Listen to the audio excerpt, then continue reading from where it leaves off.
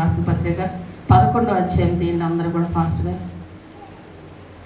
ప్రభు పల్ల అంటే సిద్ధపాటు ఉండాలి. చాలామంది రాత్రి రాల అదేమిటో ఒకళ్ళు ఇప్పుడు కొరింథీ రాసిన పత్రిక 11:23 ఫాస్ట్గా పావుగంటలో ముగించారు.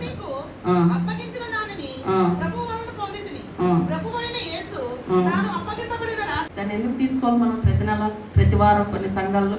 ఎందుకు అంటే ఆయన అంటున్నారు కదా, దేవుడు అంటున్నాడు నన్ను జ్ఞాపకం చేసుకోవడానికి మీరు తీసుకోవాలి. ఎవరిని జ్ఞాపకం చేసుకోవాలంట అంటే మనం మర్చిపోతాం, దేవుడికి ఖచ్చితంగా తెలుసు కదా. ఎందుకంటే మనం ఎంత ఈజీగా మర్చిపోతాం. చాలామంది పొందిన మేలు మర్చిపోతారు, పొందిన ఆరోగ్యం మర్చిపోతారు, వచ్చిన నెమ్మది మర్చిపోతారు. ఎన్ని మానవ స్వభావం ఏంటంటే మర్చిపోయే స్వభావం, కృతజ్ఞత లేని స్వభావం. ఎవరైనా సరే, మీరైనా నేనైనా. కానీ దేవుడు అందుకే మనకు ఒక నియమాన్ని పెట్టాడు. ఏమిటా నియమం? ఇప్పుడు మన సంఘానికి ఇచ్చిన క్రమం నెల, కొన్ని సంఘాల్లో వారం వారం తీసుకుంటారు. ఇప్పుడు ఎవరి క్రమం వాళ్ళు ఫాలో అవుతారు, వాళ్ళు గౌరవిస్తారు, అది వేరే విషయం. మన క్రమాన్ని గురించి మనం మాట్లాడుకుందాం. ఇప్పుడు ఈ యొక్క క్రమం ఎందుకు పెట్టారంటే ప్రభువు ఆయన్ని మనం ఏం చేయాలి, ఆయన మన కోసం ప్రాణం పెట్టాడు, మనకి విడుదల అనేది కలిగించాడు. రేపు మనం పరలోకి వెళ్తాం, నరక వెళ్ళాం అని ఒక నమ్మకం ఉంది. ఉందా అందరికీ? లేదు, కన్ఫర్మ్గా నరకమే అని అనిపిస్తుందా? ఏమన్నా డౌట్? మీకు తెలుసా దేవుడు రాకడం? నేను చెప్తున్నాను కదా, చాలా సమీపంగా ఉంది. దేవుడు చెప్పిన ప్రవచనాలన్నీ నెరవేరుతున్నాయి, లేఖనాలన్నీ నెరవేరుతున్నాయి. మీరు ఇంకా సిద్ధపడతాంలేండి, ఇంకా మారు మనసు పొందుతాం, ఇంకా రక్షణ పొందుతాం. ఏంటి నువ్వు బాగా ప్రార్థన చేయాలి బాప్తిసం కోసం. వినపడుతున్నారు? ఎందు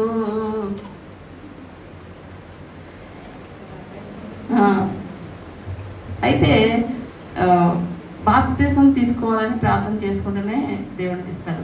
ఆసక్తిగా ప్రార్థన చేసుకోండి, మేము చేస్తున్నాం మీకోసం. ఓకే, ఇప్పుడు ఇది తీసుకున్న మనం ఏం గుర్తుపెట్టుకోవాలి? ప్రభువు మన కోసం చనిపోయాడన్న విషయం మనం గుర్తుపెట్టుకోవాలండి. ఒకప్పుడు దేవుడు మన జీవితంలో లేనప్పుడు మన పరిస్థితులు ఏంటి? ప్రభువు మన కోసం చనిపోకపోతే అసలు మనం ఎలా ఉండేవాళ్ళం? ఆయన మన కోసం రాకపోతే ఎలా ఉండేవాళ్ళం? ఆయన మన జీవితాల్లో ఉండకపోతే ఎలా ఉంటాం? ఒక సంవత్సరం వదిలేండి ప్రార్థన, భక్తి అన్నీ ఇష్టం అని సంవత్సరం అవసరంలా ఒక నెల వదిలేండి పోయి ఇష్టం వచ్చినట్టు చదివిపోయింది. ఏం చేయాలంటే తర్వాత చూడండి మీకు తేడా. పొద్దున్న చేసాము కదా ఏదన్నా పొరపాటు, సాయంత్రానికి భయం వేసి చేసింది. ప్రభా ఏదో చేస్తాను కానీ ప్రభా క్షమించి ప్రభా అని అడిగేస్తుంటాం. అలా అడగంగానే దేవుడు క్షమిస్తున్నాడంటే ఆయన కార్చిన రక్తం. ఆయన వేసుకున్నాడు ఆ శిక్ష, మనం పడాలి ఆ శిక్ష ఆయన వేసుకున్నాడు. అది మనం గుర్తుపెట్టుకోవాలి, కృతజ్ఞత కలిగి ఉండాలి. దాన్ని మనం గుర్తుంచుకోవాలని, మర్చిపోతామని, దేవుడు మన కోసం చనిపోయాడు అన్న విషయం మనం మర్చిపోతామని ఆయన మనకి పెట్టిన నియమం ఏంటంటే ప్రతి నెల ప్రతి వారం దేవుని యొక్క శరీరాన్ని రక్తాన్ని మనం తినాలి. ఆయన అన్నాడు, యేసు ప్రభువు ఏమన్నారంటే మత్తయి సువార్త 26:26 ఫాస్ట్గా తీయండి. 26:26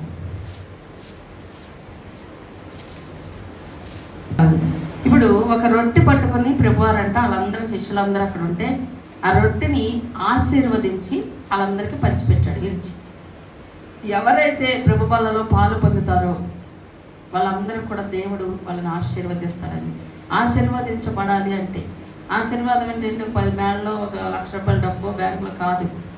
ఆశీర్వాదం అంటే మనం ప్రశాంతంగా జీవించడం, ఏ చీకుచెంత లేకుండా ఉండడం, మన పిల్లలు కూడా దేవునికరంగా ఉండడం, వాళ్ళు కూడా ఏ రోగం లేకుండా ఉండడం, ఇవన్నీ కూడా ఆశీర్వాదం కిందకే వస్తాయి. అయితే ఎవరైతే ఆ క్రమాన్ని అనుసరిస్తారో భయభక్తులతో క్రమం పల్ల ప్రభు పల్ల మామూలు ద్వారా మొన్న మోషే చెప్తున్నాడు. ఆ ఆటో అయినా ఏమన్నాడు మోషే, 1,00,000 రూపాయలు ఇచ్చినా 1,00,000 రూపాయలు ఇచ్చినా నేను రానన్నాడంట. మనకు ప్రభుత్వాల అయినా కూడా మనం దాన్ని లెక్క లేకుండా వెళ్ళిపోతుంటాం. మామూలు ఆదివారం అంటే ఆయన ఒక పునరుద్ధాన దినానికి కూడా అంత ఇంపార్టెంట్ ఇచ్చాడు.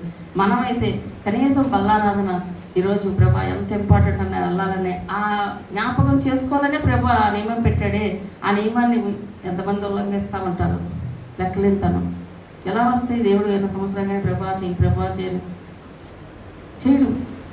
ఎందుకు చేయాలి? న్యాయంగా అయితే మనం క్రమం తప్పినప్పుడు మనకు వెనకాల అపవాది రెడీగానే ఉంటాడు. ఇప్పుడు మనం ఎప్పుడైతే భక్తిలో ఉన్నామో, క్రమంగా ఉన్నామో, దేవుడికి భయపడుతున్నామో, దేవుడిచ్చిన నియమ నిబంధనల్ని మనం అనుసరిస్తున్నామో అప్పుడే మన కుటుంబాల్లో శాంతిని, సమాధానాన్ని, దీవెని మనం చూడగలుగుతాం. యేసు ప్రభు నా రొట్టెని విరిచి అందరికీ పంచిపెట్టానంటే ఇది నా శరీరం. అది దేవుని శరీరం కాదు, రొట్టె కదా, అది అందరికీ తెలుసు. వాళ్ళు అనుకున్నారంటే ఏంటి యేసయ్య రొట్టెని పట్టుకొని శరీరం అంటున్నాడు, వాళ్ళకి అర్థం కదా. తర్వాత మళ్ళీ ఆయన ఒక పాత్ర పట్టుకొని ఇది ద్రాక్షరసం కాదు, నా రక్తము, మీరు తాగండి అని అందరికీ ఇచ్చారంట. మళ్ళీ ఇదేంటి రక్తం? అప్పటికి ఆయనకి ఎంతమంది శిష్యులు తెలుసా? 500 మంది శిష్యులు ఉన్నారంట. వీళ్ళందరూ యేసయ్యకి ఏమైంది, రక్తం అంటున్నాడు, మాంసం అంటున్నాడు, అసలు అర్థం కావట్లేదు వాళ్ళు అభ్యంతరపడి కొంతమంది వెనక్కి వెళ్ళిపోయారంట. అది తట్టుకోలేక, ఆ మాటని వాళ్ళు రిసీవ్ చేసుకోలేక, ఆ మాట వాళ్ళకి అర్థం కాక ఆ శిష్యులకు వదిలేసి వెళ్ళిపోయారు. మిగతా 12 మంది మాత్రమే యేసయ్యకి మిగిలారు. హల్లెలూయా. 12 మంది మాత్రమే ఏం చెప్పినా దేవుడు మేలే చేస్తాడు అనే ఒక ఉద్దేశం, దేవుడు ఏదో ఒక అర్థం ఉంటుంది అనే ఒక ఆలోచన వాళ్ళకు ఉంది. ఆ 12 మందికి దేవుడు ఏం చెప్పాడంటే, ఇది నా శరీరంగా మీరు తినండి. అంటే ఎలా దాన్ని మనం శరీరంగా భావించుకోవాలి. ఏదో ఒక రొట్టి, ఏదో ఒక ద్రాక్షరసం అనుకోకూడదంట. అది దేవుడి శరీరం ఎంత విలువిస్తామో, దేవుడి రక్తానికి ఎంత విలువిస్తామో అంత విలువ, అంత మర్యాద, అంత క్రమము ఈ యొక్క బల్ల విషయంలో మనకు ఉండాలని దేవుడు చెప్పిన మాట అది. అందుకే జ్ఞాపకం చేసుకోండి, ఆశీర్వదించాడు దాన్ని. ఎవరైతే ఆ బలాన్ని క్రమంగా తీసుకుంటారో వారి జీవితాలు, వారి ఆరోగ్యాలు ఆశీర్వదించబడతాయి, వారి కుటుంబాలు ఆశీర్వదించబడతాయి. ఎవరైతే ఆ రక్తాన్ని తాగుతారో, ఆ రక్తాన్ని ఏమన్నాడు దేవుడు, ఇది నా రక్తము, దీనిని మీరు తాగుడి. అక్కడ ఒక మాట ఉంటుంది, చదవండి 26-26లో. ఆ రక్తం వరకు మాత్రం చదవండి. ఇది నా రక్తము, పాప క్షమాపణ, చాలమ్మ, పాప క్షమాపణ నిమిత్తము చిందించబడిన రక్తం. ఎవరైతే ఆయన రక్తమును తాగుతారో ప్రతి నెల వాళ్ళకి ఏం కలిగిద్దో తెలుసా? పాప క్షమాపణ. ఎక్కడ కలిగిద్దండి? పాపాలు పోక, దోషాలు పోక, మరి శాపాలు నెత్తి మీద ఏలుబడి చేసి ఎక్కడ మునుగుదాం, ఎక్కడికి వెళ్ళి ఏం డబ్బులు ఇద్దాం, ఏ పూజ చేద్దాం. మొన్న కాలం చెప్తుంది, మా అబ్బాయి మీద ఒక కనిపించిందండి. అప్పుడు నేను బాప్తిసం పొందలేదు. పొందకపోతే మరి ఒక ఏమంటారు, శకునాలే చెప్తారు కదా, అక్కడికి వెళ్తే వాళ్ళు 1,00,000 ఆకుల పూజ ఏదో చెప్పినారంట. సరే, ఆ పూజ చేయడానికి ఆయన పంతులు గారి దగ్గరికి వెళ్తే ఆయన 20,000 అడిగాడంట. 20,000 పెట్టి ఆ పూజ చేసి, ఆ ఆకులన్నీ ఏర్పరిచి ఆ పూజ చేసి ఆమె చేసి వచ్చిందంట. ఆ తర్వాత ఆ అబ్బాయికి పెద్ద యాక్సిడెంట్ అయిందంట. అప్పుడు తర్వాత రక్షించబడిందిలే ఆమె. ఇవన్నీ నేను చేశానండి, ఆ కీడు తొలగల, ఆ దోషం పాల, ఆ శాపం పాల అని చెప్పింది. ఇలాంటివి మనకు కనిపిస్తే మనం ఏం చేస్తాం చెప్పండి? కీడు కనిపించింది ఏం చేస్తారు? ప్రభా, నీ రక్తముతో కంచి వేసి ఆ కీడు తప్పించిన ఆయన అని ప్రార్థన చేస్తాంగా. అదే చేస్తాం, ఇంకేం చేస్తావా? బన్నీ, నువ్వేమైనా చేస్తున్నావా? నాకు అసలు కీడే రాదు అంటున్నాడు. వచ్చినా తెలియదు, అర్థం కాదు. కానీ ఇంకా దేవుడితో అంత కనెక్ట్ అవ్వాలా? నీకు తెలియకుండా నువ్వు చేసేది నీ ఆత్మ కాదు, నీలో ఉన్న పరిశుద్ధాత్మ మొరపెట్టింది, నీలో ఉన్న పరిశుద్ధాత్మ స్తుతించింది, నీలో ఉన్న పరిశుద్ధాత్మ నీవు ఏ పాయింట్ చేయాలో ఆ పాయింట్స్ చేపించింది ప్రార్థన. అది దేవుడి ఆత్మ, మన కంట్రోల్లో ఏముండదో, నువ్వు అనుకున్నా ఆగదో అని చెప్పి ఆమెకి. అలా చాలామంది కింద పడిపోయారు. మా డాడీ పడలేదు. మా డాడీ అంటే, అమ్మ ఏదో వస్తుంది కానీ వెళ్తుంది తర్వాత నీకు ఎందుకు వచ్చిందిరా, నువ్వేనాడైనా ప్రార్థన చేస్తాగా, నువ్వే రోజున దేవుడితో కనెక్ట్ అవుతాయిగా. ఇప్పుడు అయస్కాంతం ఇనుము 2 దగ్గర పడితే ఆటోమేటిక్గా కనెక్ట్ అయిపోతాయి. అయస్కాంతం ఇనుము దూరం పెట్టాము, ఎందుకు కనెక్ట్ అవుతాయి? ఇప్పుడు అయస్కాంతంలో ఇనుము అంటే ఇప్పుడు దేవుడి ఆత్మ వస్తుంది, వీళ్ళు ప్రార్థనతో సిద్ధంగా ఉండాలి, ఓపెన్గా. ప్రభా స్తోత్రం ఆయన, ఏదైనా ఉన్నావయ్యా, నువ్వు గొప్ప దేవుడు అని స్తుతిస్తామంటే ఈ ఆత్మ కలిసిద్ది. ఈడు ఏ రోజు స్తుతించడు, ఈడు ఏ రోజు ప్రార్థన చేయడు. ఏడాడు అసలు లేడు ఇక్కడ. ఏదో కానీ వస్తుంది కానీ వెళ్తుందమ్మా, నువ్వు ఎందుకురా పర్లేదు అని అడిగే తర్వాత నీకేం అనిపించలేదా? మనకి ఏదో కానీ వస్తుందమ్మా, ముఖం దగ్గర ఇలా వచ్చింది, మళ్ళీ వెనక్కి వెళ్తుంది, వస్తుంది వెళ్తుంది, అది తెలుస్తుందా? మరి హేమంత్ పర్లేదే, హేమంత్ కూడా అంత కనెక్ట్ అవ్వాలి. అయ్యగారు అన్నారుగా, నువ్వు బాగా ప్రార్థన చేయాలి అని చెప్పారు.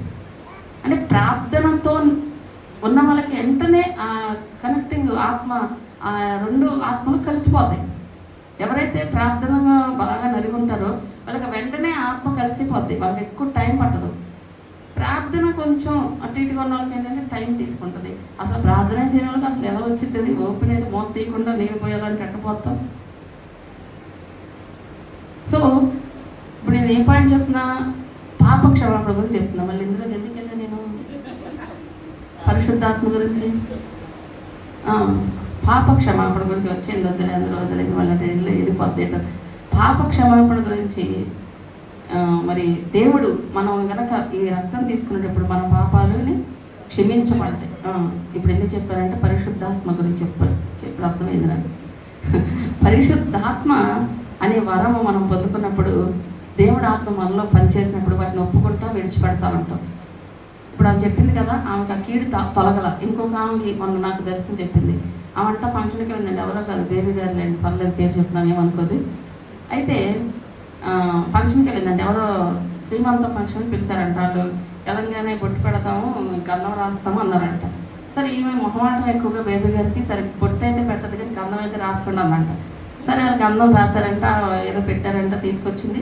ఈ మనసులో అనిపిస్తుందంట గంధం రాయించుకోవచ్చు ఫీలింగ్తో ఈ మనసులో బాధపడతా వచ్చిందంట. ఆ రోజు నైట్ ఆమెకి దర్శనంలో వాళ్ళిద్దరు పిల్లలు వెళ్ళిపోయి కాయలు, బ్లూ కలర్ కాయలు ఉంటాయి కదా, బ్లూ కలర్ కాయలు ఉంటాయి, ఇంకు కాయలు అంటారు, అవి ఇలా పిసికి ఇట్లా రాసుకుంటున్నారంట ఇద్దరు దర్శనంలో.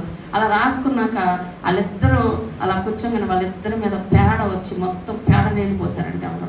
అలా కనిపించింది ఆమెకి ఇంకా మనశ్శాంతి పోయింది.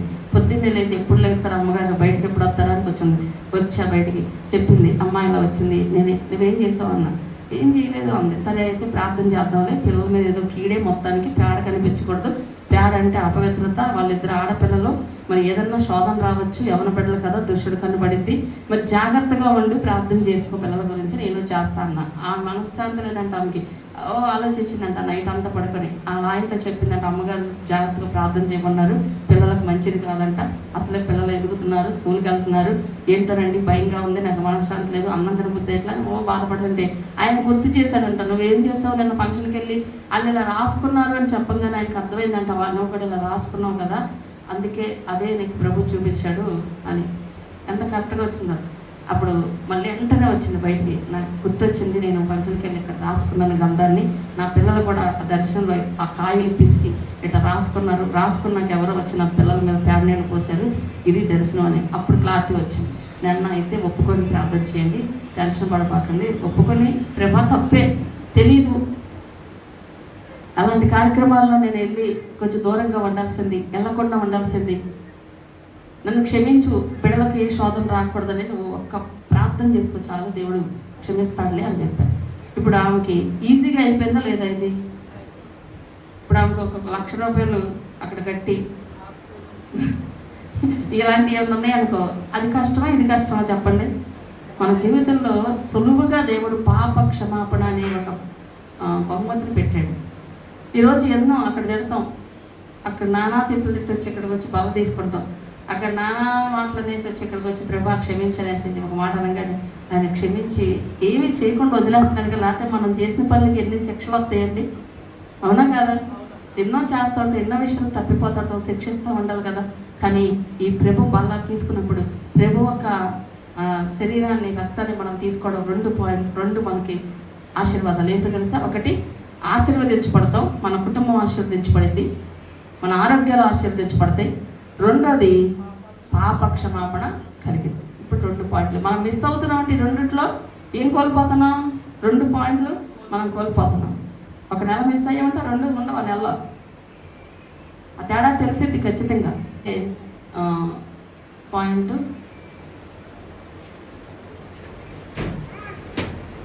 ఈ ప్రకారమే భోజనమైన పిమ్మట ఆయన పాత్ర ఎత్తుకొని అయిపోయింది కదా. కాబట్టి ఎవడు అయోగ్యముగా ప్రభు యొక్క రొట్టెని తినునో లేక ఆయన పాత్రలోనిది తాగునో ప్రభు యొక్క శరీరమును గూర్చి రక్తమును గూర్చి అపరాధి అగును. ఇప్పుడు ఒకటి, ప్రభు శరీరం తీసుకోవాలంటే యోగ్యత ఉండాలి. ఏమిటా యోగ్యత? బాప్తిసం తీసుకోవాలి, ఉపవాసం ఉండాలి, పరిశుద్ధత ఉండాలి, 3 దినములు అంటే బుధ, శుక్రు, శని 3 రోజులు ఉపవాసం చేయాలి. నిన్న ఒక ఆయన ఫోన్ చేశాడు, అమ్మగారు నేను మొన్న చెప్పానంట, ఎప్పుడు చెప్తానే ఉంటాగా అమ్మ ఉపవాసం చేయండి అని. అంటే చెయ్యాల్సిందేనా? నేను ఎప్పుడుదా బుధవారం తినేసాను అమ్మగారు అంటారు. నువ్వు అందుకే అట్టున్నావు నాయనా, ఫోన్లో ఇంటి నుంచి అన్నా చెయ్యి. బుధవారం, శుక్రవారం, శనివారం 3 రోజులు బల్ల తీసుకునే ముందు 3 రోజులు ఉపవాసం ఉండాలి, పరిశుద్ధంగా ఉండాలి, భార్య పట్ల ఎడంగా ఉండాలి, ఇలా ఎన్ని ఉంటాయి నియమాలు. కొన్ని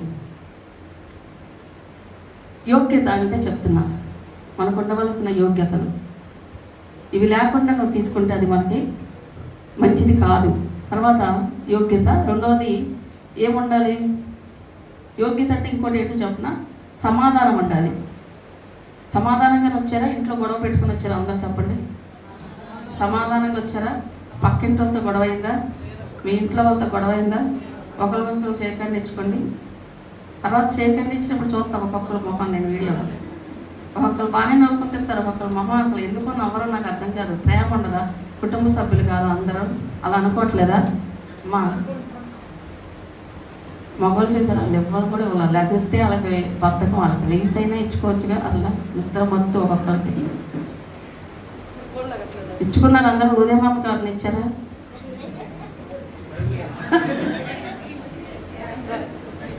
అలా సమాధానం ఉండాలి. సంఘంలో కొంతమందికి ఆమెకు నేను షేకండి ఏమన్నంత ఒక ఆమె ఇక్కడ కాదులే వేరే చోట. ఆమె కనుక సమ్మతంలో వస్తే ఆమె వచ్చేసరికి ఇట్లా నుంచునిద్ది. ఆమెకు నచ్చనామె వచ్చినప్పుడు అంటే కలశాలను తీసుకోవడం ఆమెకు ఇష్టం ఉండదు. అలా ఉంటే కనుక ఒకరోజు ఏ చెయ్యి అయితే ఇవ్వలేదో ఆ చెయ్యి ఇరిగింది బస్సు మీద నుంచి పడి. దేవుడి సన్నిధికి వచ్చినప్పుడు మనం చాలా జాగ్రత్తగా మన ప్రవర్తనని కాచుకోవాలి. దేవుడు ఇక్కడ ఏ నియమం పెట్టాడు? ఎందుకు కలశాలను అందరికి నవ్వుతారు? ప్రైజ్లో అని చెప్పండి. ఏమైంది? ఆ మాట కూడా చెప్పకూడదు. సీరియస్గా చక్కగా నవ్వుతూ ఇవ్వండి, హ్యాపీగా ఇవ్వండి. దేవుడు సంతోషంగా, ఎందుకంటే అది దేవుడు ఆనందించే కార్యక్రమం. అది ఇంకా వీలైతే కౌగిలించుకోండి, ఇంకా మంచిది. ఓకే. సమాధానం. ఇంట్లో సమాధానం ఉందా? ఇంట్లో పోటాడొచ్చారా? ఇంట్లో కూడా సమాధానంగా భార్య భర్తల సమాధానం ఉందా? ఏమహిమా మ్యానికి చెప్పొచ్చావా? థ్యాంక్ యూ చెప్పి వెళ్ళంగానే, ఎవరికి నన్ను పంపించినందుకు థ్యాంక్ యూ. సమాధానం. ప్రతి ఒక్కరు తిరిగి పొరుగులతో సమాధానం. ఎందుకంటే బల్ల తీసుకుంటున్నామంటే ప్రభు శరీరాన్ని మనలో కలుగుతుందంటే అందుకు యోగ్యత మనకు లేకపోతే అది నష్టంగా మారిపోద్ది. ఓకే. తర్వాత రెండో పాయింట్ ఏంటంటే తనని తాను మనల్ని మనమే పరీక్ష చేసుకోవాలి. ఇప్పుడు దాకా వేరే వాళ్ళని పరీక్ష చేస్తుంటాం. ఆమెంటి అట్లా వేసుకొచ్చింది జడ, ఇవేంటి ఎట్టే కట్టుకొచ్చింది చీర, అసలు ఈరోజు ఇది కట్టుకోకూడదు కదా అని. ఈరోజు మనల్ని మనమే అసలు నేను ఎట్లా ఉన్నా, నా హృదయం ఎట్లా ఉంది అని మనల్ని మనమే పరిశీలన చేసుకోవాలి. పళ్ళ తీసుకునే ముందు మనల్ని మనమే పరిశీలన చేసుకోవాలంట. నేను నిజంగా నేను ఎంత మారాను, నా కోపం ఎంత తగ్గింది, నా ఆశ నిగ్రహం ఎంత తగ్గింది, ఏది చూస్తే అది కొనేయాలి అనిపించేది ఒకప్పుడు. ఇప్పుడు ఏమోలే ప్రవేశిస్తాడు అనిపిస్తుందా? మారినట్టే. లేదు అప్పు చేస్తే అది కొనాల్సిందే అనిపించిందా? నువ్వు మారలేదు. ఇంతకుముందు ఎవరైనా ఏదన్నా అంటే వెంటనే దానికి రిటర్న్గా మనం మాట్లాడే మనసు ఉందా? ఇప్పుడు అని వదిలేస్తున్నావా? నువ్వు మారినట్టే. మనం చెక్ చేసుకోవాలి. ఎవరికి వాళ్ళు చెక్ చేసుకోవాలి. ఒకళ్ళని ఎప్పుడు చెక్ చేస్తాం? మనల్ని మనమే విమర్శించుకోవాల్సిన రోజు ఇది. ఇది ప్రతి నెల మీరు చేయాల్సింది. తర్వాత అదే నెక్స్ట్ రోజు నుంచి చదవండి. అలాగ చేసి ఆ రొట్టెని తిని ఆ పాత్రలోకి త్రాగవలెను. ప్రభువు శరీరమని వివేచింపక తిని త్రాగువాడు తనకు తాను శిక్షావిధి కలుగుటికే తిని త్రాగుచున్నాడు. ఇప్పుడు మనం పాయింట్ అమ్మాయినండి, మనం తినేటప్పుడు ఇది ఒక రొట్టి, ఇది ఒక ద్రాక్ష రసం అనుకోకూడదంట. ఏమనుకోవాలి? ఇది దేవుని యొక్క, నా కొరకు దేవుడు ఇచ్చిన శరీరం, ఆయన శరీరం ఇది, ఆయన రక్తం ఇది అని మనం నమ్మాలి, విశ్వసించాలి. మనకు శిక్షకు కారణం అవ్వకూడదు. మనం ఈరోజు కలుసుకోవడం శిక్షకు కారణం అవ్వకూడదు, దేవునికి కారణం అవ్వాలి. ఎప్పుడు శిక్ష వచ్చింది? ఇక్కడేమంటున్నాడు? ఎవడు ఇందాక ఏం చదివారు అది? కాబట్టి ప్రతి మనుషుడు తను పరీక్షించారంటేనే వివేచన ఉండాలి. మనల్ని మనం వివేచించుకోవాలి. మనం చేసే పనులు కరెక్టేనా? నువ్వు ఈ నెల అంతా నడిచింది కరెక్టేనా? నువ్వు మాట్లాడింది కరెక్టేనా? ఒకరిని గాయపరిచావు అది కరెక్టేనా? ఒకరిని తిట్టావు చాటున కరెక్టేనా? మోసం చేసి అబద్ధాలాడు కరెక్టేనా? ఇవన్నీ ఒకసారి మనం వివేచించుకుని, ప్రభా నేను అందుకు పాత్రుడినైనా నన్ను క్షమించు అని అడగాలంట. ఖచ్చితంగా అది అడగకుండా నువ్వు తీసుకుంటే అది నీకు ఆశీర్వాదం కాదు, శాపంగా మారిపోతుంది. తర్వాత నెక్స్ట్ పాయింట్ కూడా చదివింది. ఇందువలనే అనేకులు బలహీనులు రోగులు అయ్యున్నారు. ఎందుకు అయ్యారు వీళ్ళంతా బలహీనులు రోగులు? చెప్పండి. బాప్తిజం తీసుకున్న వాళ్ళే. కొన్ని సంఘాలు చూడండి, ఎప్పుడు చూసినా వాళ్ళకి పర్మనెంట్గా పేషెంట్ వాళ్ళు. చర్చిలో కూడా పడుకుంటారు కొంతమంది. బలం తీసుకున్నప్పుడు లేచి బలం తీసుకుని మళ్ళీ పడుకుంటారు. అంత బలహీనలు. ఎందుకు? ఉపవాసాలు చేయరు, శుద్ధీకరణ ఉండదు, ప్రార్థన ఉండదు, విధేయత ఉండదు, పశ్చాత్తాపం ఉండదు. నేను తప్పు చేశాను, నేను పాపిని అన్న మనసు ఉండదు. నీ తప్పిది అని ఒప్పుకునే మనసు ఉండదు. దానికి క్రమంగా సమాధానంగా వచ్చామా లేదా అనే పరిశీలన ఉండదు.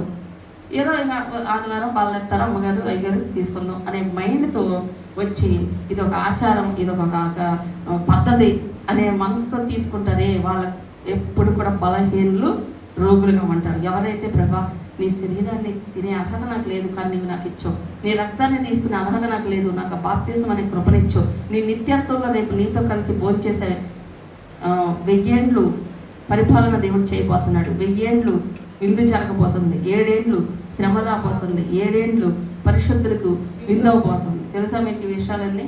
ఇంకొన్ని దినాల్లో జరగబోతున్న ఇవి. 7 ఏండ్లు పరిశుద్ధులు పైకి వెళ్ళిపోతారు. అంటే దేవుడు వచ్చినప్పుడు ఎత్తపడేవారు కొంతమంది అంటారు. దేవుడి కోసం మాటలపడి, దేవుడి కోసం ఎక్కిరింతలు అనుభవించి, ఇగో శ్రమపడి, ఉపవాసాలుండి, కన్నీరు కాచి, లోకాన్ని విడిచిపెట్టి అందరితో పాటు గంతులేయాలని ఉంటుంది, అందరితో పాటు సినిమాలు చూడాలంటుంది, అందరితో పాటు మనం తిట్టగలం, అందరితో పాటు మనం కొట్టగలం, అందరితో పాటు మనం ఏదైనా చేయగలం. కానీ అవన్నీ అణుచుకొని ప్రభు కోసం ఉంటామే. వీళ్ళందరినీ దేవుడు అంట తీసుకెళ్ళి 7 సంవత్సరాలు వాళ్ళకి విందు జరగబోతుంది. వెళ్ళినప్పుడు మిగతా వారు ఉంటారే, నామకార్థ క్రైస్తవులు, అటు ఇటు గెంతులేసేవాళ్ళు, అటు ఇటు ఉండేవాళ్ళు, పర్ఫెక్ట్గా లేని వాళ్ళు, దేవుణ్ణి ఎరగనవాడు. ఈ గుంపు మాత్రం ఉంటుంది. వీళ్ళకి ప్రకటన గ్రంథంలో శ్రమలు ఉన్నాయి చూసారా? ఆ 7 ఏండ్లు శ్రమలు వాళ్ళ కోసం. అవి ఎలా ఉంటాయి? మన హనీకును శ్రావణ్కి చెప్పాయి. వాళ్ళు వచ్చి మరి అడిగారు ఎలా ఉంటుంది అని. అందుకే చెప్పాల్సి వచ్చింది. మీకు చెప్తా ఒకరోజు దాని గురించి మెసేజ్. భయమేస్తుంది ఇలాంటి శ్రమలు విడవబడిన వారికి. ఈ శ్రమలన్నీ అయిపోయాక అప్పుడు మళ్ళీ ప్రభు అందరితో పాటు భూమి మీదకి వచ్చి అప్పుడు మళ్ళా అసలైన రాకడ ఉంటుంది. మధ్యలో సీక్రెట్ రాకడ ఒకటి ఉంటుంది. అంటే రహస్య రాకడ. వచ్చి వెళ్ళిపోతాడు ఆయన, ఎవరికి తెలియదు. ఇగో ఇలాగే ఉంటాం మనం. వెళ్ళిపోయిన వాళ్ళు వెళ్ళిపోతారు, ఉన్నవాళ్ళు ఉంటారు. ఏమైంది మహిమ, ఏమైంది స్వర్ణకుమారి గారు ఏమైంది అని అనుకోవడమే. ఇక్కడ ఉన్నవాళ్ళు వెళ్ళిపోతారు అలా శరీరాలతో. సీక్రెట్గా వస్తాడు ఫస్ట్, తర్వాత దొంగలా వస్తాడు అన్నారు. దొంగలా వచ్చి ఆయన వెళ్ళిపోతాడు సైలెంట్గా. మిగతా ఉన్న వాళ్ళకు మాత్రం మామూలుగా ఉండదు. అందుకే ఉన్న వాళ్ళ గుంపులో ఉండద్దు ప్రభా, నేను ఎత్తబడే గుంపులో ఉండాలి అని ప్రార్థన చేసుకోండి. దాని కొరకు సిద్ధపడండి. ఏమన్నా ఉంటే ఇప్పుడే ప్రభా పశ్చాత్తాపడదాం. ప్రభా క్షమించిన ఆయన, ఇలా ఉంది నా పరిస్థితి, ఇలా ఉంది నా బ్రతుకు. ఎత్తబడే గుంపులో ఉండాలి, పరిశుద్ధుల గుంపులో ఉండాలి. 7 ఏండ్లు విందు జరిగే చోట నేను ఉండాలి. ఏసయ్యే వడ్డెళ్తాడంట మనకి, ఏసయ్యే పరిచయం చేస్తాడంట. ఇక్కడేమో భయంకరమైన శ్రమలు విడవబడిన వాళ్ళకి, అక్కడేమో 7 ఏండ్లు పాట ఉంది కదా. 7 ఏండ్లు పరిశుద్ధులకు విందవబోతుంది, 7 ఏండ్లు లోకం మీదకి శ్రమ రాబోతుంది, 7 ఏండ్లు పరిశుద్ధులకు విందవబోతుంది, 7 ఏండ్లు లోకం మీదకి శ్రమ రాబోతుంది. లోకమంతా శ్రమ కాలం, లోకమంతా శ్రమ కాలం, విడువబడుటే బహుఘోరం, విడువబడుటే బహుఘోరం. యేసు రాజుగా వచ్చుచున్నాడు, లోకమంతా తెలుసుకుంటాడు. యేసు రాజుగా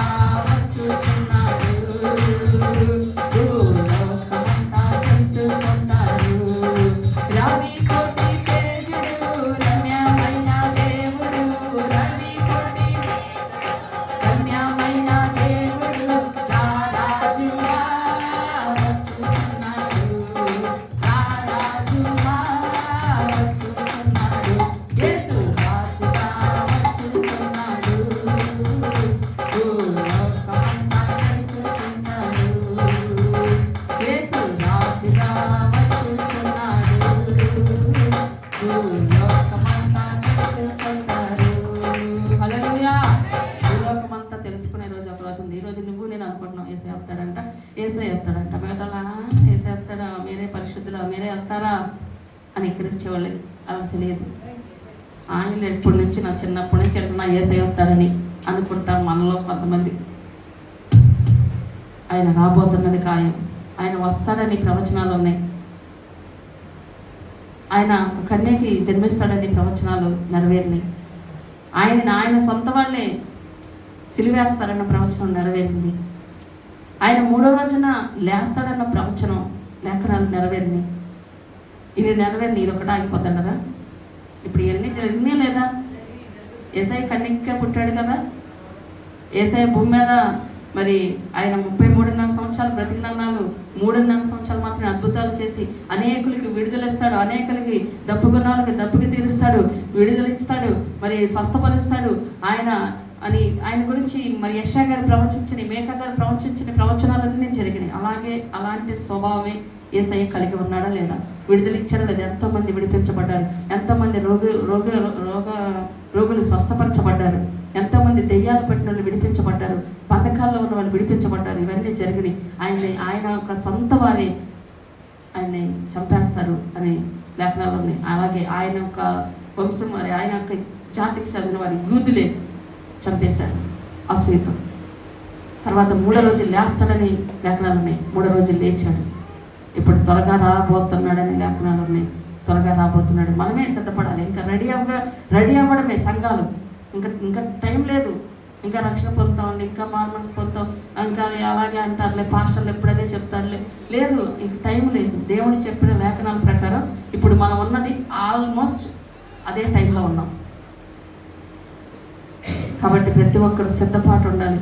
భక్తిలో కొంచెం భయభక్తులు కలిగి ఉండాలి. వస్తే అసలు నేను ఏ గుంపులో ఉంటా ప్రభా? కింద గుంపులో ఉంటానా, విడవబడే గుంపులో ఉంటానా, పై గుంపులో ఉంటానా అని మనం తెలుసు. మన ప్రవర్తన మనకు తెలుసు. కాబట్టి మనల్ని మనం పరిశీలన చేసుకొని ప్రభా నేను విడవబడే గుంపులో వద్దు, నేను పైన గుంపులో ఉండాలి అని ప్రతి ఒక్కరు కూడా చిన్న ప్రార్థన చేసుకోండి. దిద్దుబాటు చేసుకుంటా బలం తీసుకోబోతున్నాం.